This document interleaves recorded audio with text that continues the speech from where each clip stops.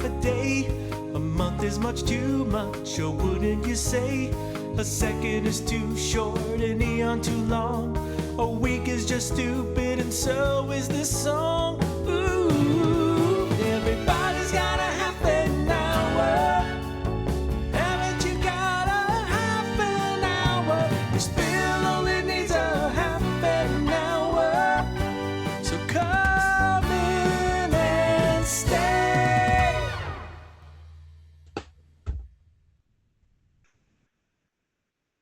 Live from Bangkok, Thailand, the video podcasting capital of the world, it's the Kirchenbauer Haffenhauer, starring me, Bill Kirchenbauer. Welcome to the show, where our motto is, I talk to myself all the time anyway, so you might as well listen in. So I am Bill Kirchenbauer, along with Paul Brumbaugh. Paul is the human on the other side there and controlling everything that goes on, and that's him. Welcome to the show.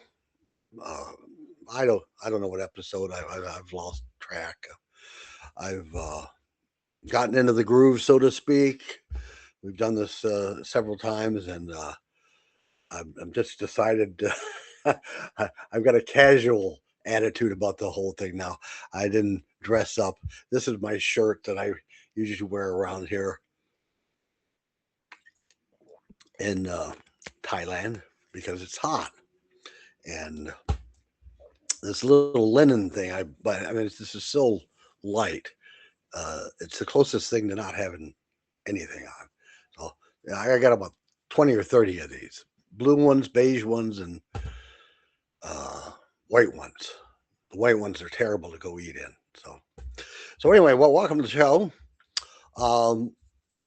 We plan this sometimes, and sometimes we don't. This is a planned one. By the way, I'm drinking some water. Another little added thing.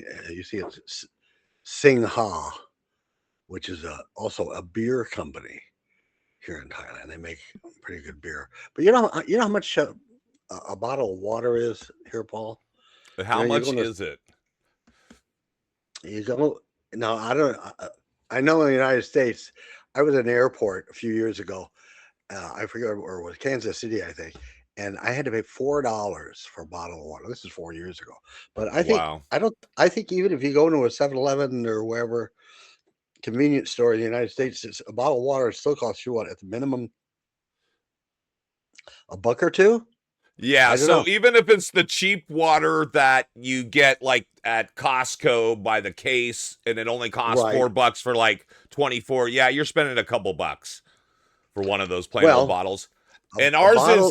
ours is shared by, you were saying that that's a beer company that also does the water here in the States, which I believe you remember also. One of our major water companies is owned by a soda company, Pepsi. So there Yes, you go.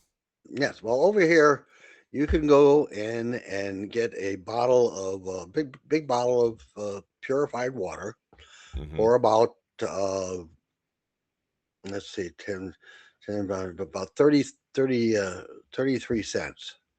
That makes sense. That's the right. That's the going. That's how That's much it what it should should be. cost. Right. Yeah, yeah, 30 to 33 cents, something like that. It's much cheaper. 7-Elevens over here are not the same as the ones in the United States. So totally, we'll do a show on that sometime. Um, I've been into show business for about 50 years.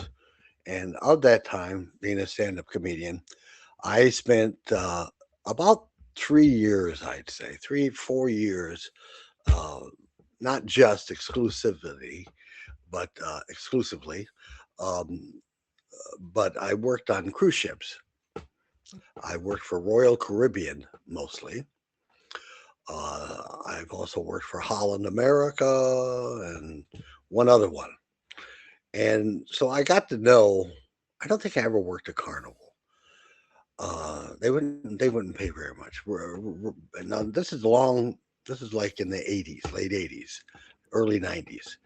So I worked on cruise ships. So I want to talk about cruising today, not the old fashioned cruising where you had an old car that you'd fixed up and you drive down Van Nuys Boulevard or the main street of whatever city you lived in, and you'd cruise and you try to look cool. You can pick up girls. Hey, you want to cruise? Not that cruising. This is cruising like the Titanic. That was cruising. Gotcha. That wasn't really transportation, but back then the purpose was transportation. Now it's to go and have fun and get drunk and gamble and do things you wouldn't normally do. And I would work on Royal Caribbean, and I would work in the big theaters. Now these ships are huge.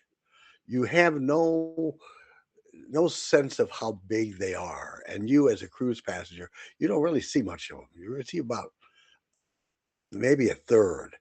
You don't see what's below deck and in the engine rooms. And I've been in there and up in the where the captain steers, and well, captain never steers actually, but there is still a wheel. There's still a wheel to go, but it's all computerized and everything like that. But they have entertainment on them. It's a weird situation because you're on a ship that is technically registered like a car in another country, usually Liberia. I forget why. It's tax reasons or something like that. But you'll have a Liberian registered ship uh, run by a Norwegian captain, and then now you got to understand that the ship is one part that's getting you around. Then there's the hotel. It's a hotel in the ship. Two different things. The ship is got the captain and all of his people. And their job is just to make the ship go places. Then Right. you have a hotel manager because they've jammed a hotel in there, and they're usually German. They're very sometimes like this and very well, Your and papers. yeah. But they're very meticulous, and they run the hotel part of the ship. Then you have the food and beverage people. Then you have all these people from all over the world: Pakistanis, Indians, uh, people from Africa, Chinese, Filipinos. A lot of Filipinos on these ships because they can hire them cheap. There's no labor laws that these Right. ships have to adhere to. They're out in and then when they go out in the middle of the ocean, it's maritime law. So when you're on this ship, you're in this weird kind of political geographical limbo, and that has a lot to do with incidents that happen. Lately, there's been a lot of problems with on the Carnival ships of people acting up. But I will tell you that this has been going on for a long time, not to this extent. But I've always noticed. First thing I noticed, my impressions of the ship, was people get this attitude. It's weird. They get on this ship, and they. It's like when they go to Las Vegas or they go to New Orleans for Mardi Gras. It's like they think they're not where they normally are, and all that pent up hatred for their jobs, the boredom they've been accumulating over the year, all this stuff kind of just comes out, and they feel like they can do anything. And I saw a guy take a potted plant that was like big tall potted plant and put it in the elevator because he was drunk. And I said, "Oh, why are you doing that?" Because I couldn't say much because I was they knew I was an entertainer. So if you get a complaint, and we'll get around to this later, uh, for years, and they still are, they're afraid of the customers. They live and breathe by these comment cards. At the end of the ship, at the end of the cruise, everybody gets a comment card, and you get to comment on the food, and you get to comment on and you get to comment on the entertainment. So some guy that manages, and I'm giving him more credit, maybe he just works there, but let's say manages the Kmart somewhere, if there's Kmart somewhere. Uh, or he works for a pencil company in Minnesota. I don't know. There you This go. guy, this guy gets to decide uh, the quality of my entertainment. All of a sudden, he gets to be a critic, and you can have 99.9% of people, oh, he was great, he was funny, and some guy with a stick up his ass, you said something he didn't like, maybe about people with brown hair. I don't know. They'll write, well, I didn't think the comedian was funny. And the people back that run the cruise, own the cruise ship, who are back on land, who have never seen your act, uh, they'll go, "Oh, this guy didn't like him," and they'll come in and they'll say, "Well, this didn't like that joke," And my attitude, I said, "Fuck them." You can't make everybody happy. And there's been a study that when you ask for people's opinion, they will find things in their mind to criticize that they would normally never even bring up. So putting a comment card in front of somebody is just asking for someone to go, well, let's see, well, I didn't like this. So they do this with the food and everything like that. And I had a big problem with that. I worked for them for a long time. They treated me very nicely. I mean, I got a one bedroom cabin up near the ship where the officers were, and it was very nice. The food is great. You have these people that tend your room, and then you have the waiters, and they're just and then they'll have Mexican night, and they'll come through all dressed like Mexican, shaking the maracas, and then they'll have Caribbean night, and then it's not Deo Deo, and that kind of stuff. That's the upside of it. You can have a lot of fun, but there is an asshole percentage on the cruise ship. People want to cut in line. It's so funny. Late at night, they have a late night buffet. Like anybody needs to eat at midnight, but they have the midnight buffet, and it's so funny to watch people go down the buffet and look at things that they've never seen before because they live in out in the middle of some place in Oregon. Uh, it was always funny to watch them when they got to the aspic, that jelly thing. And they'd look Right. at that and they go, "What the hell is that? What the hell?" And people are, when it comes to buffets and stuff, they're just like animals. But I'll have to say Royal Caribbean is pretty good. Carnival, the rule is the more people on the ship, the less fun you're going to have because you have to stand in line for things. You have to stand in line to get on the ship. And I'm not just talking about standing in line. I'm talking about sitting around waiting. You got to check in, and now they're much more picky. They go through your luggage. They don't want you bringing your own booze. They don't want you saying any of that stuff. And getting off, it's a whole new thing too. And tipping, you're supposed to tip people, and rightfully so. These people work their asses off. That's another thing. They might work until midnight, and then they have to be back down in the kitchen at 6 a.m. Um, then there's cruise directors. Now, cruise directors are a whole breed to themselves. I won't say it's all of them, but they are the people who are the fun leader. I'm the cruise director. I direct all the fun, and they have these stupid little betting games. And Simon Says, they'll get everybody together and play Simon Says, and they do this what I consider very childish activities. They have bingo. They'll have a whole list of things that you can do that day. You can go do Pilates or you can do shuffleboard, and they got roller coasters on a couple of the cruise ships. They're more like floating amusement parks now, and people tend to get on these ships and let their kids just go because they know they can't run off to South America. Um, they just leave them on the ship. They figure they can't go anywhere.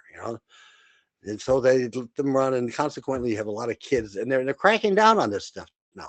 The ships used to be very, very afraid of the passengers. They didn't want anybody, and any of their employees didn't want to say anything to anybody to correct them or say, "Hey, you can't do that." I'll give you a little story. There was a disc jockey who ran the disco nightclub on one of the ships, and he was a gay guy, and he was the disc jockey, and he was running all this stuff, and there was a couple there, a guy and his girlfriend, and the guy got up and went to the bathroom, and the girl wanted to dance. So the disc jockey said, "Sure, I'll dance with you." So she and the disc jockey get out and they're dancing on the front. Now, again, mind you, this guy's gay. Uh, and the guy, the boyfriend, comes back and sees this guy dancing with his girlfriend, and he gets all pissed off. And he goes, "Oh, why are you dancing with my girlfriend?" And this jockey said, "Hey, I'm not interested in your girlfriend." And he said, "What were you saying?" He was drunk and stupid. It's a bad Right. combination. And so he took it to mean that, what, this ugly thing? No, he was trying to tell her, "Hey, I'm not interested in your girlfriend." So this boyfriend punches the disc Mm. jockey in the face, breaks his glasses, knocks him on the ground, and at the time they had security, and the security were about guys just a little bit bigger than a munchkin. Were totally ineffective. They came up and they kind of broke it up, but did they kick him off the ship? No, no. They bought him they comped him a bottle of Dom Perignon and apologized to him. "Oh, I'm sorry." Blah, blah, blah, blah, blah, blah. So they let people get away with stuff like this. Right. And I've always told them, no, they had a problem with me, I think, the last, because that was the last cruise I did. And you have to be nice. See, you can't just go do your show. You have to then go out, and I don't mind. I'm nice to people come up. And, I'll talk to the kid in the wheelchair. But they don't see that. See, they don't see that.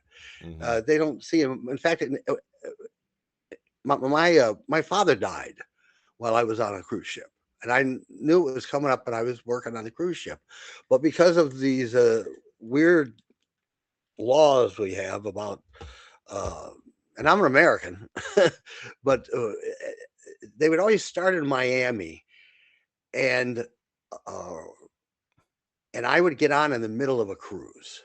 And this is how they would split up the act.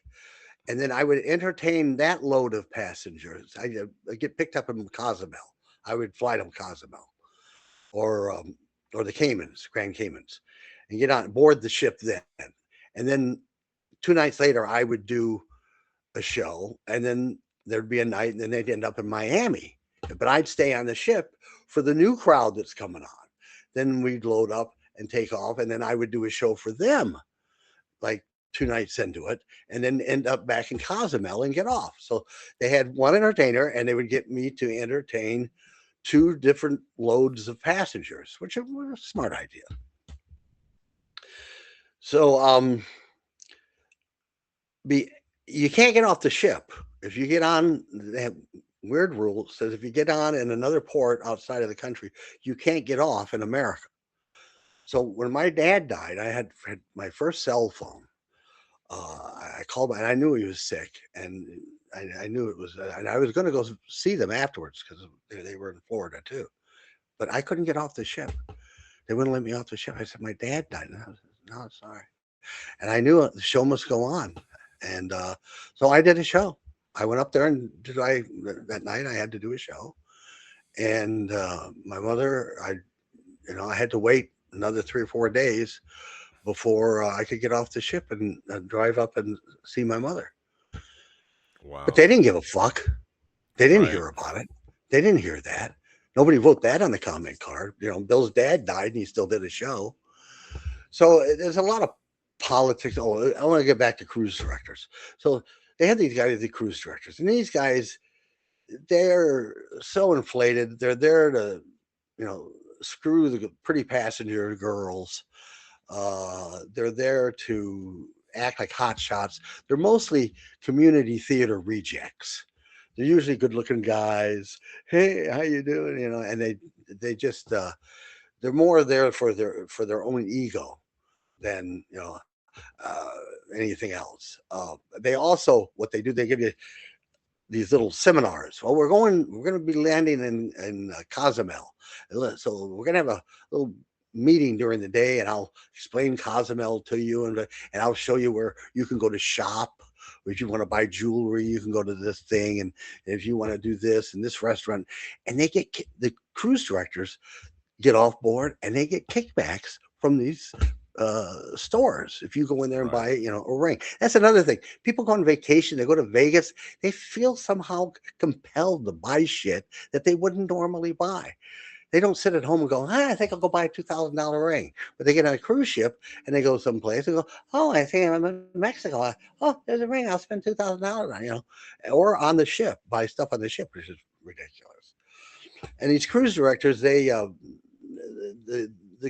cruise companies actually produce their own shows sometimes, and so you'll see the guy who's the lead in the show, uh, also running the skeet shooting uh, off the back of the ship the next day, or he's doing this, or he's doing Simon Says, or all these little activities that you can do. Um, the breakfasts are fine. The food is great, but a lot of the food is made by people that have never really had sweet and sour pork, or have never really eaten a good hamburger. After a while you get tired of standing in line, and you can go to the dining room. The funny thing, they're really kind of a terrible industry. They've stopped them, but they used to just throw all their garbage just off into the ocean. And I used to see them do it. And some guy, I remember, I think it was 60 Minutes show, recorded it of these guys at night opening up the door. They got doors they can open, big hatches, and they just throw the bags of garbage for 2,000 people. How many bags do you think that is every day? Quite, quite a lot. But they just there was nobody there to stop them, but they made them adhere to that. Um, there's just it's fun. You don't get to really see the place, and then they have their own private islands now, where they buy some island and then fix it up with water slides and things like that, and then they bring the food to the island. And it's a lot of standing in line with people that may not have. In fact, one time I was at a buffet, and I was going down the salad line, and this guy, there's an assortment of dressings there, and this guy, he's looking at the dressings, and he takes his finger and he sticks it in the thing, and then go uh, like that. And I looked at him, and then he did it again on another one, and I leaned into him and said, "What the fuck are you doing? You don't do that. Stick your finger into the what are you trying to do? Why don't you just go down here and stick your dick in the soup pot and see how hot the soup is?" I said, "What are you?" And he was, but this is the kind of people, never been out, don't know that use the well, tongs to apparently pick up raised stuff. by wolves, right? Yeah, but just it's just, and they don't do anything about it. The cruise Right. ship, they let kids running around. Anything I hate worse is a 5-year-old at a buffet by himself, trying to pick up things and dropping shit, and I've seen kids stick their fingers in stuff to taste it and stuff. Um, but the rule of thumb is the more people on the ship, the less fun you're going to have. They Right. have shows. They used to hire stars. They used to. Jerry Lewis, I remember, was infamous for being on Royal Caribbean. They talk about what an asshole he was. "Yeah, leave me alone. I need my own place. Schmoigan." Yeah. And so, all in all, I mean, if you want to do it, fine. You're not going to get to see the places. You get about 8 hours maybe to see a city. So it's not like I recommend it. Like one of the last cruises I took was of the Orient, when I had my show, my sitcom, because I could afford it. And we went to Asia. That's how I found Thailand.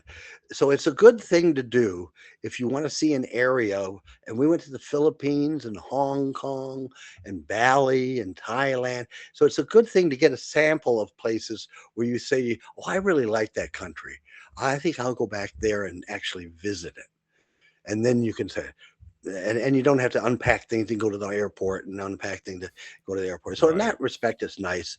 But the things I see, there's thousands of people on these ships, and then the funny thing is, all the people, your servants, uh, your room service, and your waiters, because you have the same waiters all the time for breakfast, lunch, and dinner, and they're always very nice and happy. And oh yes, and then go, where are you from? And and you almost become friends with them during the course of the week. And then the last night, you tip them, and you might give a guy, you know back then, 100, 150, $200 maybe for the week, 7 nights. Wow.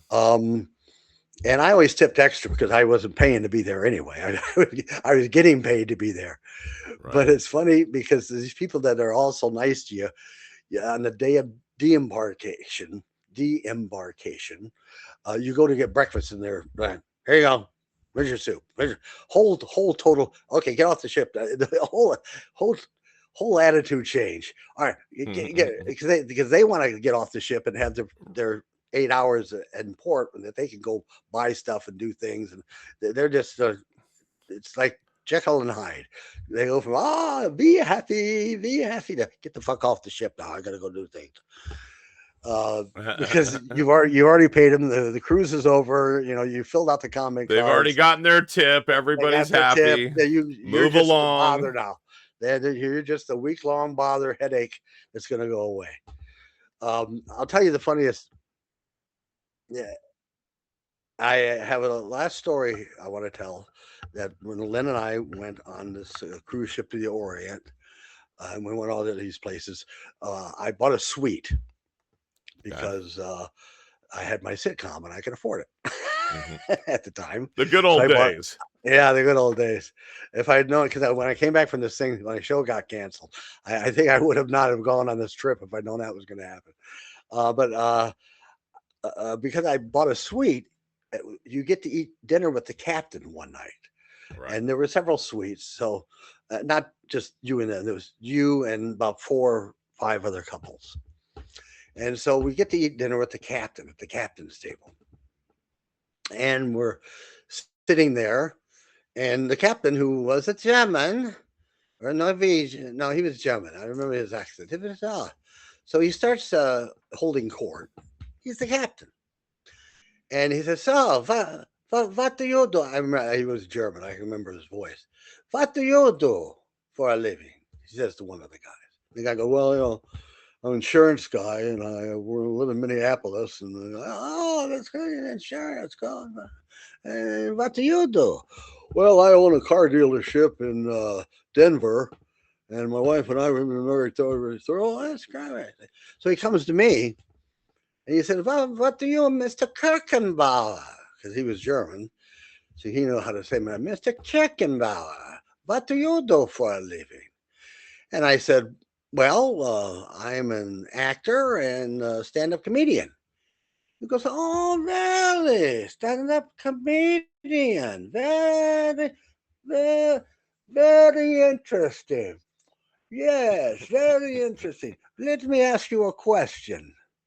What do you do when you bomb?" And I looked at him and I said, uh, "I've never bombed." He said, "Oh, come now. You must have bombed sometime."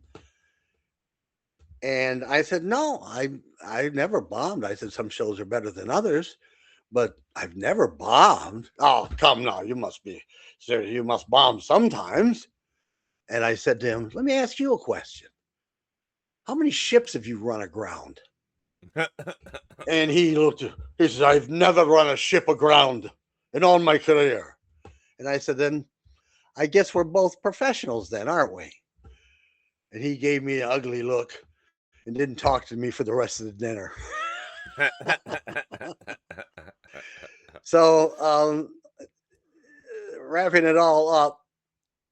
Are we still there? Yes. Yeah, we are still there, and I want you okay. to give your shout out for all the places they can watch and see your podcast. Oh, yes. Well, you can see it on my Facebook page, and you can see it on YouTube at the Kirchenbauer Haffenhauer, and that's spelled Haffenhauer, Haffenhauer, not half an hour. And you can also see it on my Bill Kirchenbauer page. So I would like you to subscribe and like. And I said we need more viewers. I mean, I don't know what we're getting, but we're not getting enough. And we need subscribers. And I'm saying when we hit 5,000 subscribers, I'm going to put up the never before seen movie that I made about my trip to taking my father's ashes back to his hometown in Michigan, called Taking Al Back Home. And it's a great film, and I'm kind of tired of trying to sell it.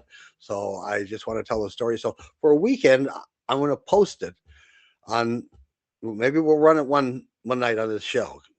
Okay. But I need to get viewers and subscribers. Otherwise, I'm just kind of jerking off in a closet here. And so please tell your friends. I've gotten some feedback from some people who really like the show. They like the stories. We may have some guests on, but it's a half an hour. In this case, maybe 33 minutes. But please like and subscribe, and come back and see Paul and I next week, every Sunday on the Kirchenbauer Half an Hour. Until then, take care and ahoy.